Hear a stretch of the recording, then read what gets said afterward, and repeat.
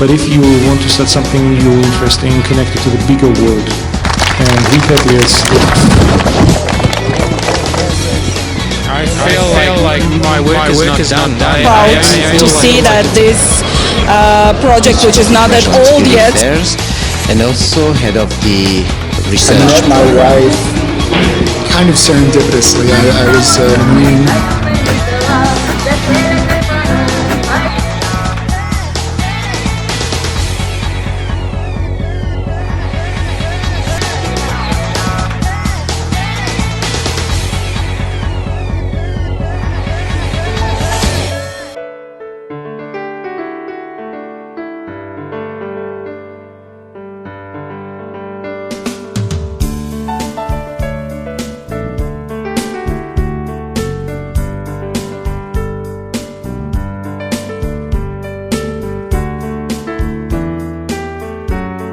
And thank you to the Humanities for funding this chair and for the lecture series. I think you've done a very important thing for the Armenian nation and community.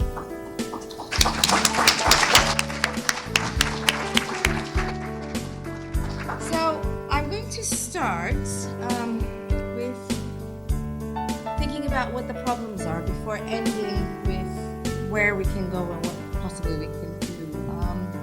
So this is a brief outline of my lecture. I will begin with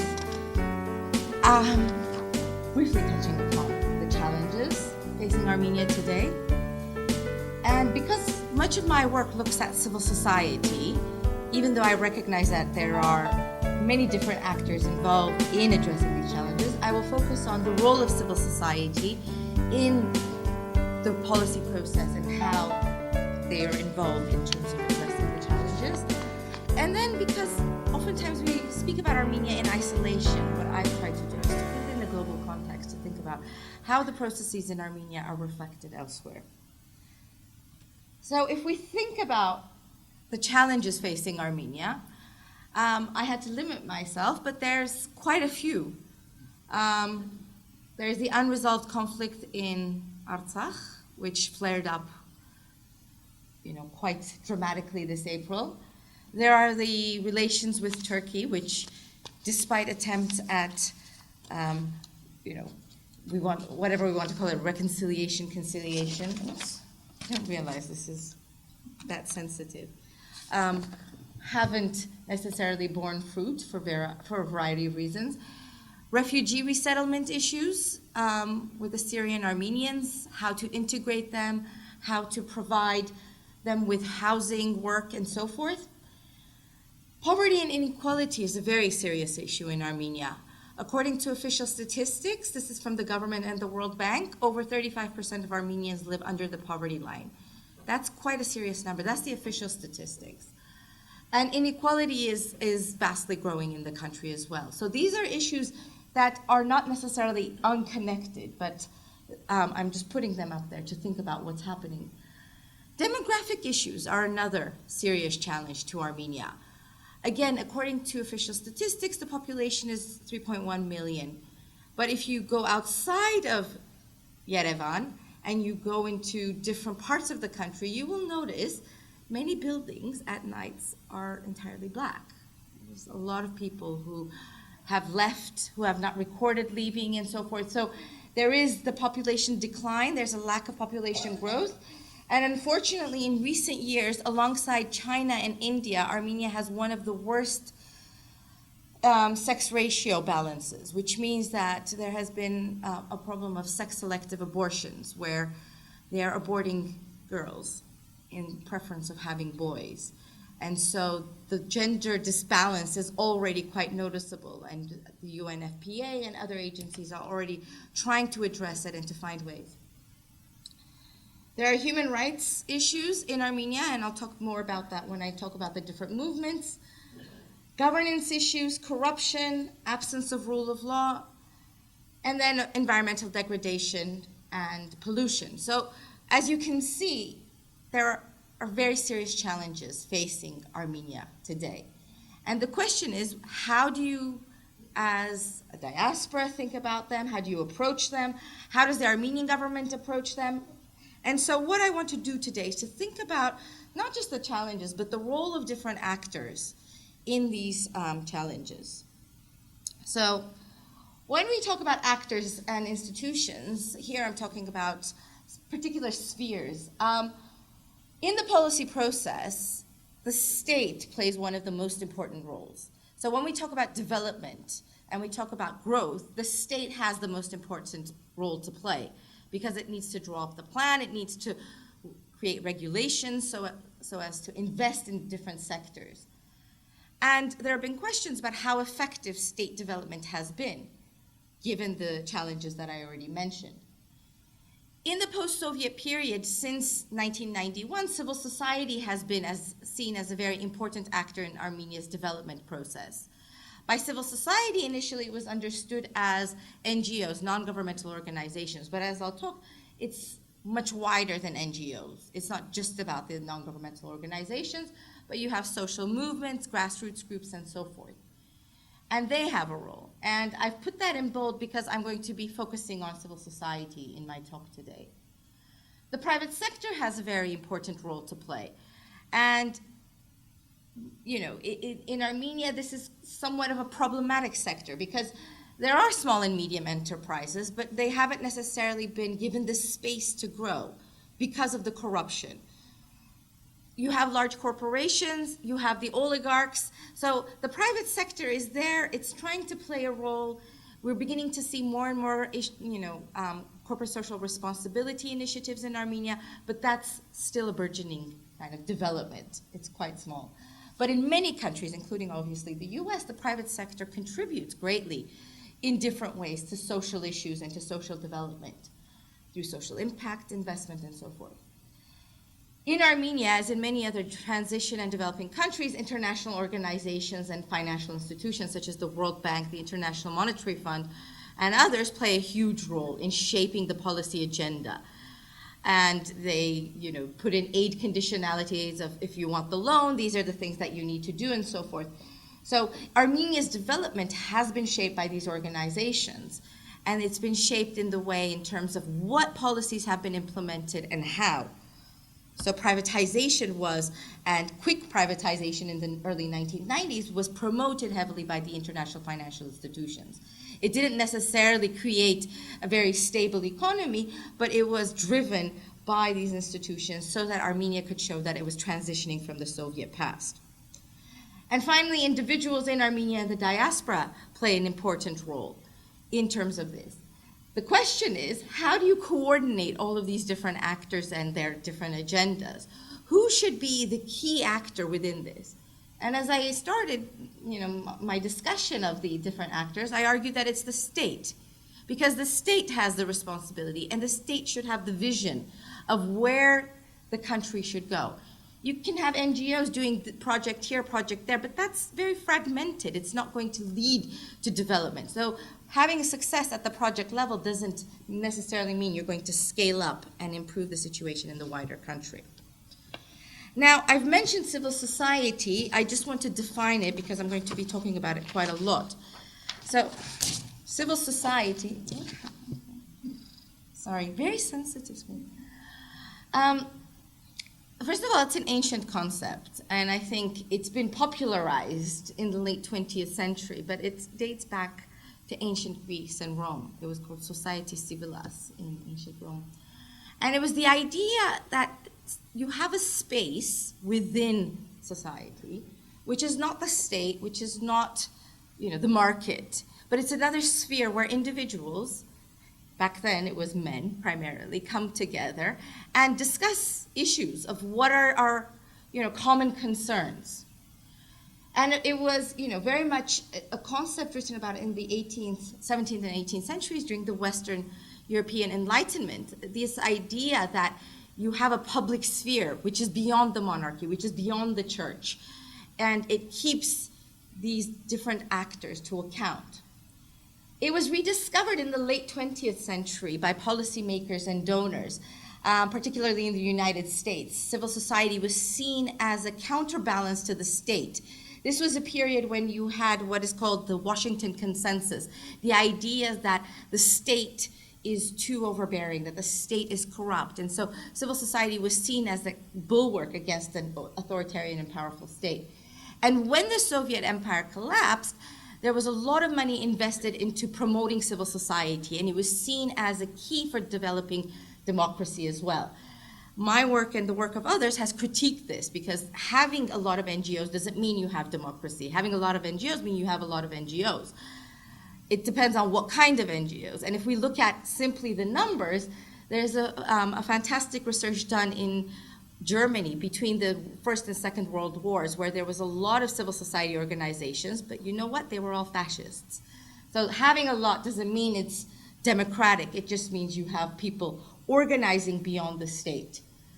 But what this meant was that there was a lot of investment that went to the former Soviet countries, because you had the dual transition agenda of building democracy and a market economy, where civil society was seen as important for both. It was important for building democracy because civil society was equated with the building blocks of democracy. And it was seen as important for the market economy because once you roll back the Soviet welfare state, you need a new safety net. And NGOs were seen as providing social welfare. Now, the definition I use is civil society is an arena of uncoerced collective action around shared interests, purposes, and values. The key word in that sentence is uncoerced, because in the Soviet Union, you used to have subotniks. People used to be kind of encouraged to be going and doing things. So the idea here is that you're not forced. You're doing it out of your own will. And I don't see it in terms of an organizational definition, but as a space for people coming together, and is distinct. It's a space that's distinct from the state and the market, although, of course, the boundaries are blurred. So when we think about civil society in the policy process, as I've said, it's one of multiple actors, and it plays a role, obviously, in democratic participation. It plays a role in terms of advocacy and campaigning. So if there is an issue that the state is not addressing, civil society can put it onto the agenda or attempt to put it on the agenda. Awareness raising, but of course also service delivery and humanitarian aid is a key part of what civil society organizations do. Now, a lot of work has been done in social movement studies in terms of how does impact happen? And there are several factors in terms of how civil society organizations and movements can have impact by that achieving their policy goals or whatever goals and objectives they've set out. One of the first things that's highlighted is framing of how do you define an issue? How do you present it? So if you think about it like marketing, how do you talk about it in order to get people's attention? And this was very interesting because I remember when I was talking about I was doing research on the Save Terut civic initiative. They said, we don't talk about it as an environmental issue because nobody cares about the environment. We talk about it as, well, if the mine opens, there will be pollution and there will be birth defects because, of the pollution. So it's about how do you frame the issue? How do you present it? The second, and it's interconnected to the framing, is how do you then go about changing public opinion? How do you get people to think about things differently?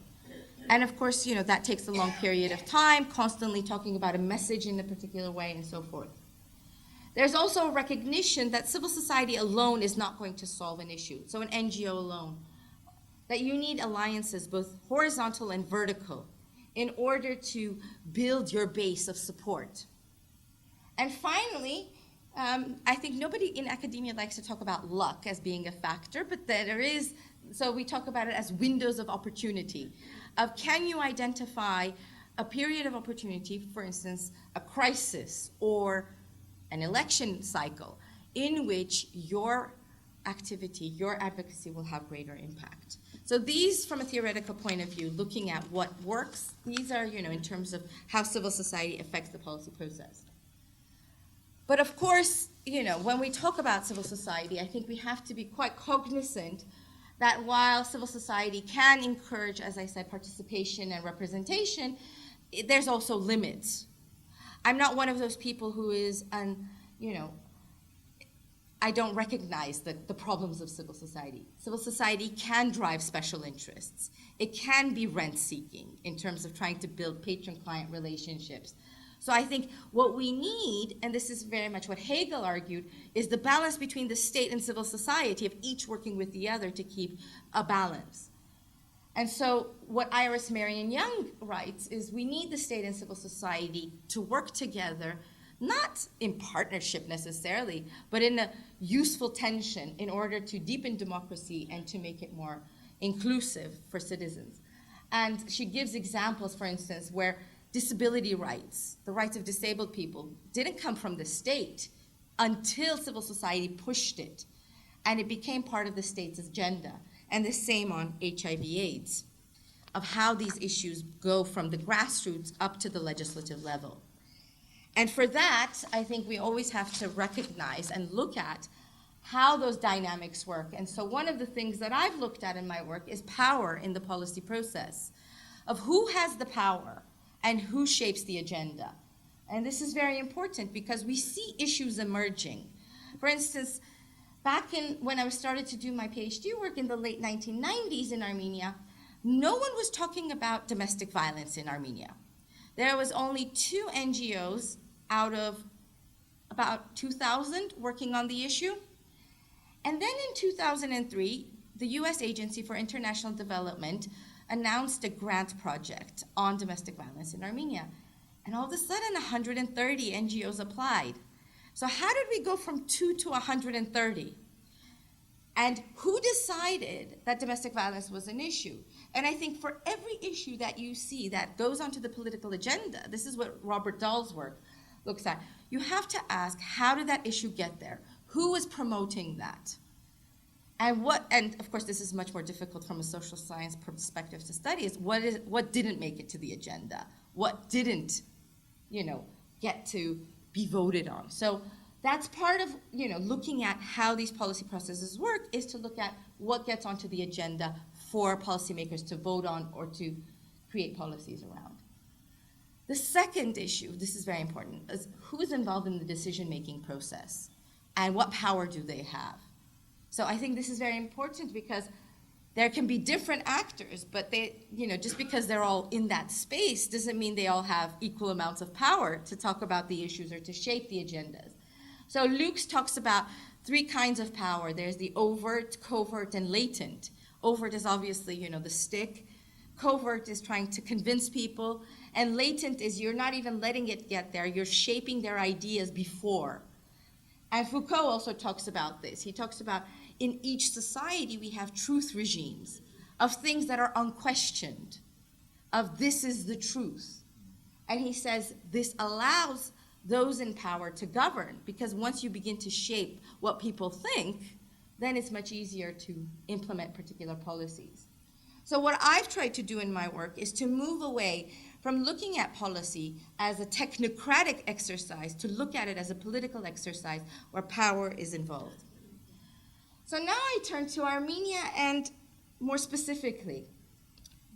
So when I looked at Armenia, and I've studied these different phases, in civil society in Armenia in the last 30 years has gone through what I define as 3 different phases of development.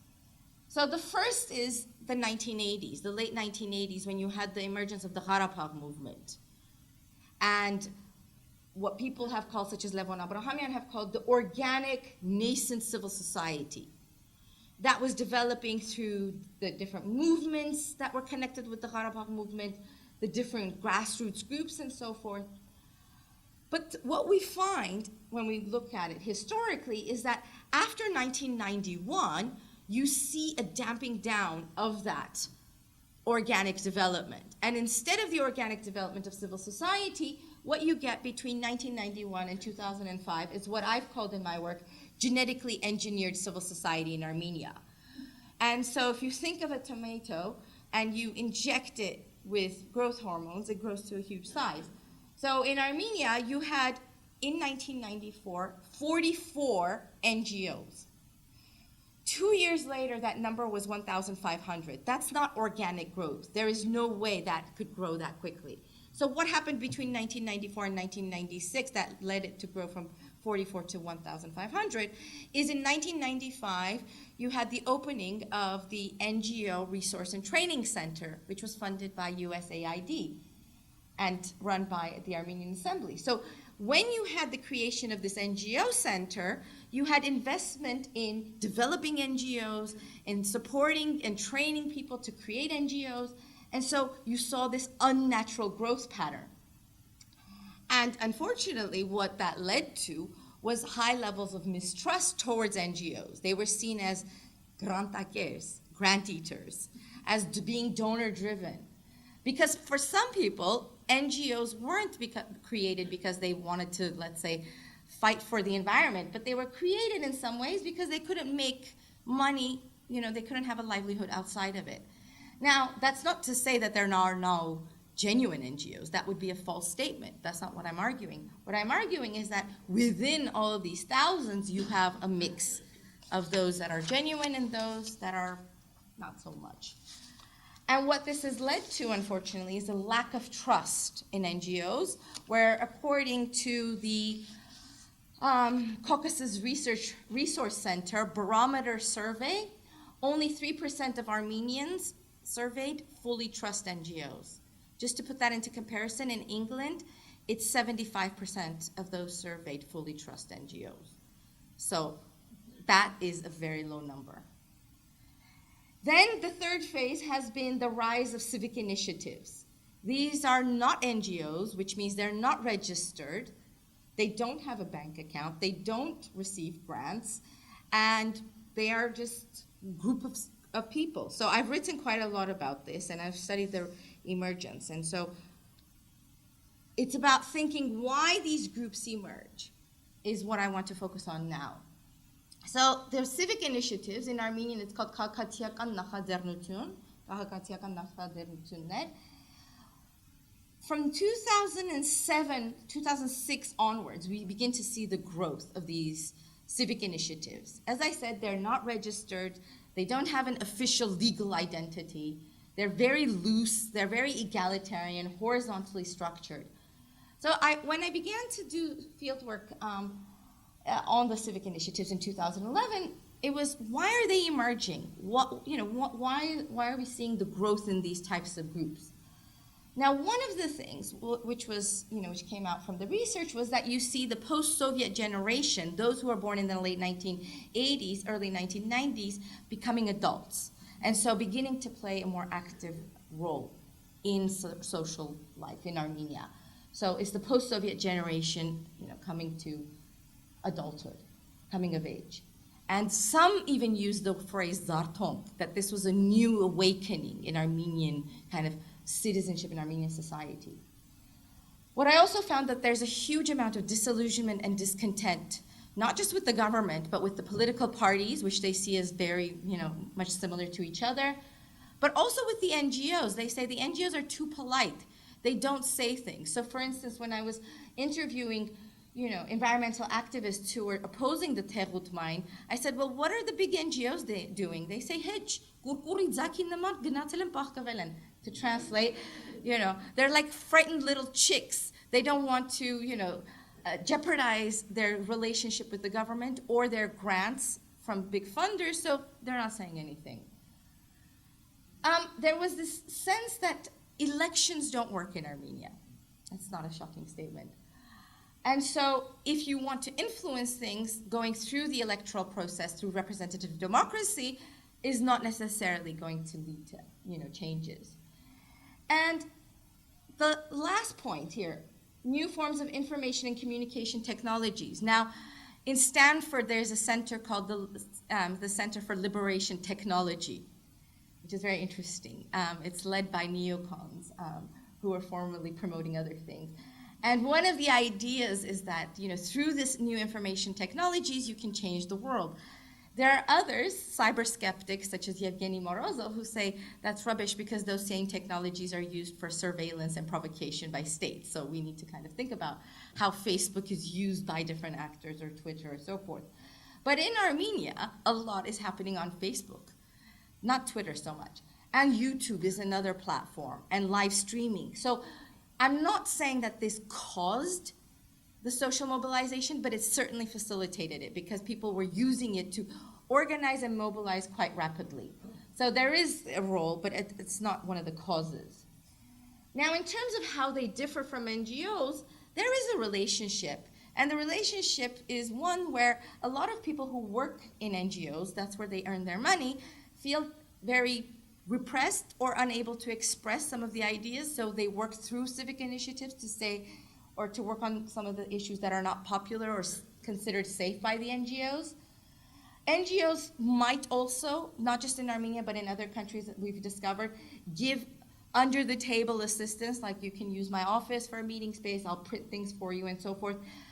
The reason for that is because they don't want to be associated with groups that are seen as too anarchist or too radical. But they also differ because they refuse funding. They say, we are not an NGO, we don't want funding, we want to maintain our independence because we are citizens. And one of the slogans that came out in 2011 and onwards, and it was also used by Sasnat Zared in their manifesto, is we are the owners of our country. What does that signify, and what is the significance? This is a very important statement because it indicates a shift from people thinking of themselves as passive, residents, to active participants, active citizens. Now, I'm not saying everyone thinks this way or believes in this, but it is a huge shift in mentality to begin to see yourself as the owner, as having a different relationship. So that was one of the important things that came out. So let's look at some of the photos from the different civic initiatives. I didn't take all these photos. The first successful civic initiative was the Safe Turchkan Waterfall civic initiative in 2011. And it was basically to stop the creation of a water power plant on the waterfall, Turchkan Waterfall. And they were successful, where they got the government at the time, Digran Sarkisyan, who was prime minister, to sign a decree saying that this project would not go forward. Now, in terms of analyzing why this was a success, one could see that it was simply one project. It wasn't billions of dollars invested.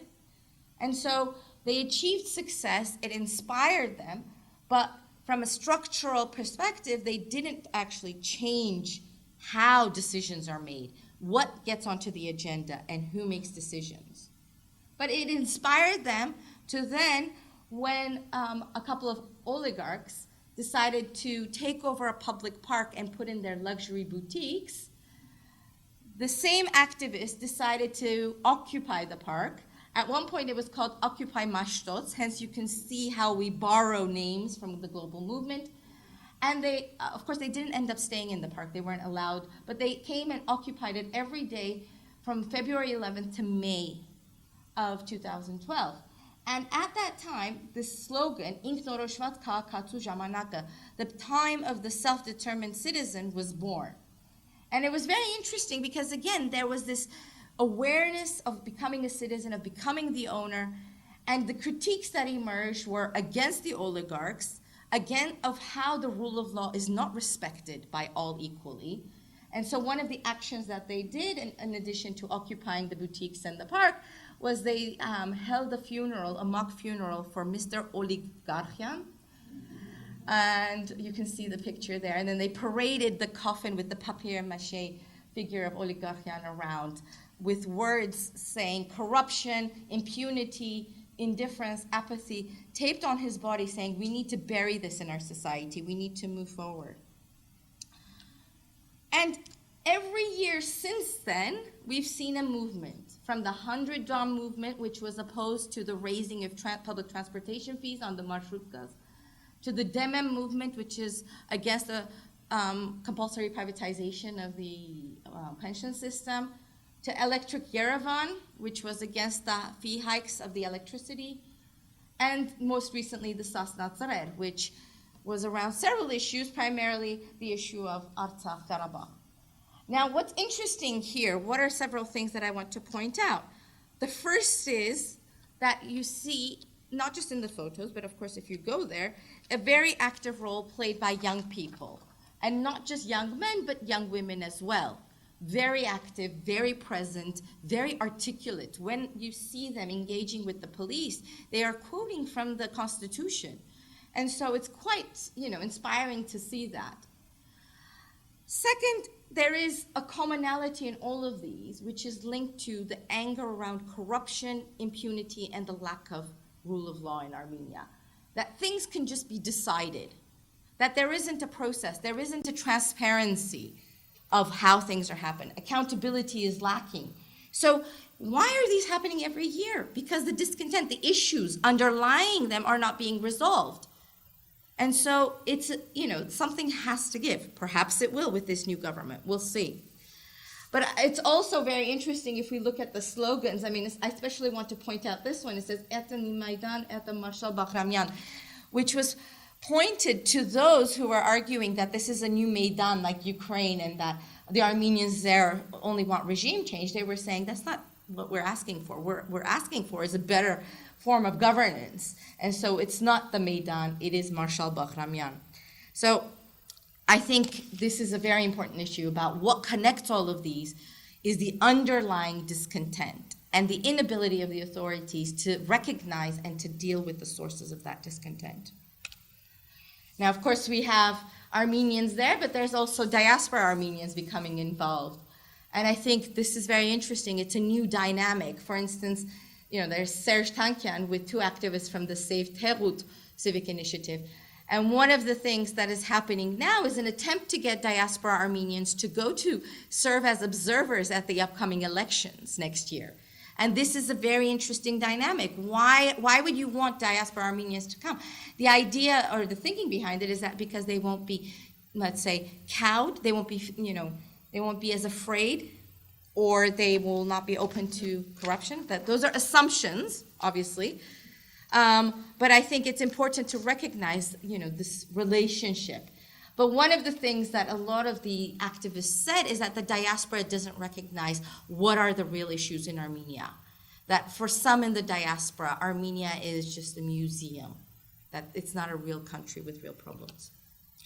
So to wrap up this section, one of the things that we've seen over these 25 years of independence is a growing sense of citizenship, of what it means to be an Armenian citizen, not just an Armenian, but a Hayastani Հանրապետության քաղաքացի.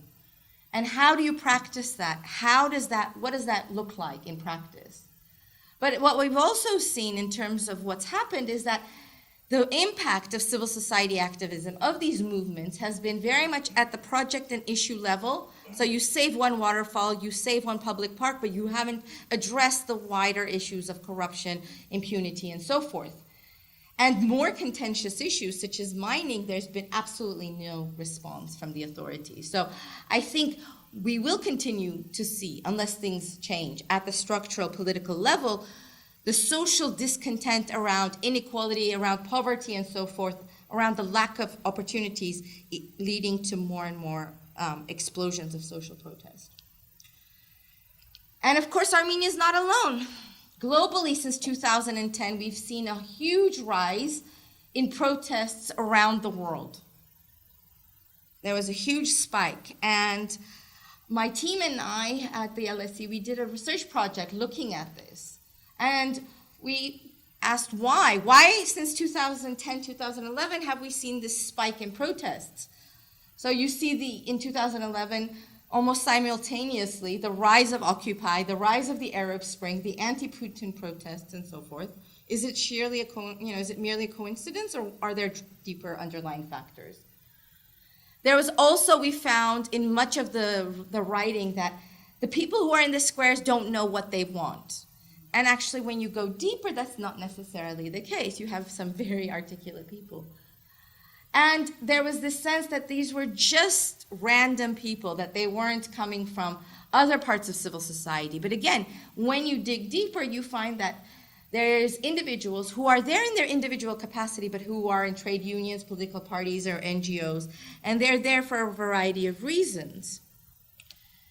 And so, this is the project. It was called Reclaiming Democracy in the Square. And what we found was that indeed across the board you find shared demands and aspirations. One of the first was this demand for real democracy. And real democracy was juxtaposed and contrasted with electoral democracy. And if you need any evidence for that, look at what's happening in the US. People say politicians are bad, there is no real democracy. And this is precisely when we did research in 5 countries, in Armenia, Russia, Egypt, Greece, and the UK. In each of these 5 countries, people said the same things, that they don't believe in the electoral process, that democracy isn't just about electing leaders every 4 to 5 years, but it's about having a voice, it's about being able to participate and shape the agenda. It's about being listened to. So if we look at, for instance, in the UK, the Brexit, very much this was driven by the anger at politicians. And I would argue that the Donald Trump phenomenon in this country is very much driven by this. And there was also very much an anger at the lack of rule of law, that those who are political or economic elites are not subjected to the same standards as everybody else. They get away with things. And so this led people to pour into the streets in different countries. The second, now we have to remember that the global economic crisis happened in 2008. Since 2008, it wasn't, why didn't the protests start in 2008, 2009? And there are different reasons that the impact of the crisis took a couple of years to hit. So in 2010, you begin to see the economy beginning to bite. And so a lot of these protests, in addition to being about democracy, were very much about the economy. So Occupy's slogan of "we are the 99%," or in Spain and Greece, the indignados, the indignant, who feel that because of the harsh economic conditions, people have lost their dignity, you see this. And so there were a lot of debates about the compatibility between democracy and neoliberal financial capitalism. I don't have time to kind of get into that, but that's a whole other lecture. And finally, as I've said, in Armenia, but also elsewhere, this disillusionment that the system, those who are elected or the NGOs are not doing their bit. And so people fill into the gap. Now, some have said this is people speaking truth to power. To some extent it is, but I think, we have to look at, again, how effective that is, because 5 years on from these movements, there's been very little shift in terms of how politics is done, not just in Armenia, but globally, and how the economy is structured. And so if we're thinking about the commonalities, what we see is the discontent, the disillusionment leading to protests, but the unresponsiveness from the governments, meaning that the protesters keep coming back again and again and again, because the issues that lead people out into the streets initially are not resolved. And this is what has been called a form of dissensus politics by Jacques Rancière. Rancière talks about there is consensus politics, which is actors engaging in collaborative efforts or in cooperation, but doing so in a very polite manner. So that's the NGOs engaging in policy dialogue. But he says there is now a dissensus politics where those who feel disenfranchised, those who feel left behind, are engaging in challenging the system. And it's much more confrontational.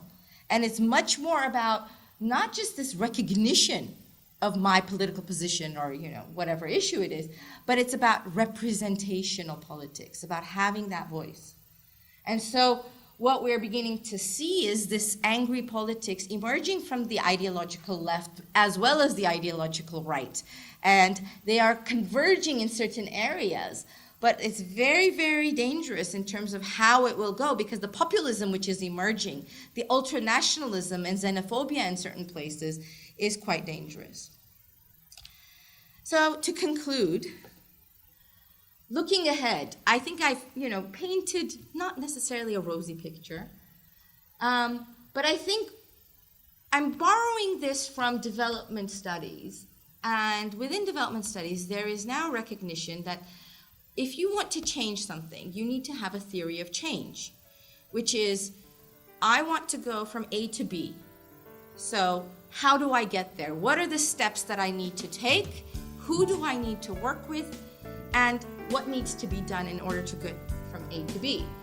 Now, if we think about developing a country instead of simply the project, what is the theory of change? Where do Armenians see Armenia or the Armenian communities in 10, 15, 20, 100 years? Do we have a vision? Who drafts that vision? Who should be involved in those discussions about where the country should go? Obviously, the government is important, but what about all of these other actors? The individuals, the diasporans, the private sector, the civil society organizations. I think it's very important to think about these issues. Development doesn't happen of its own. Development, economic growth are directed projects. People need to invest, people need to have plans, there needs to be a direction. So I think it's very important to think about these things and to think about how we contribute into that. So it's not about being negative, but it's about being pragmatic and realistic. Can we see the problems that face Armenia? Can we think about where we would like to go? And how would we get there?